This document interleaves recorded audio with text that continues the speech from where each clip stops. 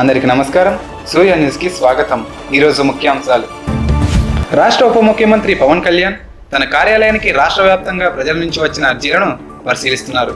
ఈ రోజు ఉదయం నుంచి ఉప ముఖ్యమంత్రి తన కార్యాలయం సిబ్బందితో కలిసి ప్రతి అర్జీని చదువుతున్నారు. పంచాయతీరాజ్, గ్రామీణాభివృద్ధి, గ్రామీణ నీటి సరఫరా, పర్యావరణం, అటవీ శాఖలపై వచ్చిన అర్జీలతో పాటు ప్రజలు తాము ఎదుర్కొంటున్న సమస్యలను, ఎదురవుతున్న ఇబ్బందులను పవన్ కళ్యాణ్ దృష్టికి తీసుకువచ్చారు. సంబంధిత శాఖల అధికారులకు పంపించడంతో పాటు సమస్య తీవ్రతను బట్టి అధికారులతో మాట్లాడుతున్నారు. తిరుపతి జిల్లా వెంకటగిరిలోని ఎన్టీఆర్ కాలనీ 6వ వార్డ్ ఫస్ట్ లైన్ నుంచి మహిళలు, వృద్ధులు తెలియజేసిన సమస్య పవన్ కళ్యాణ్ గారిని కదిలించింది. సంబంధిత శాఖల అధికారులకు పంపించడంతో పాటు సమస్య తీవ్రతను బట్టి అధికారులతో మాట్లాడుతున్నారు. తిరుపతి జిల్లా వెంకటగిరిలోని ఎన్టీఆర్ కాలనీ 6వ వార్డ్ ఫస్ట్ లైన్ నుంచి మహిళలు, వృద్ధులు తెలియజేసిన సమస్య పవన్ కళ్యాణ్ ని కదిలించింది.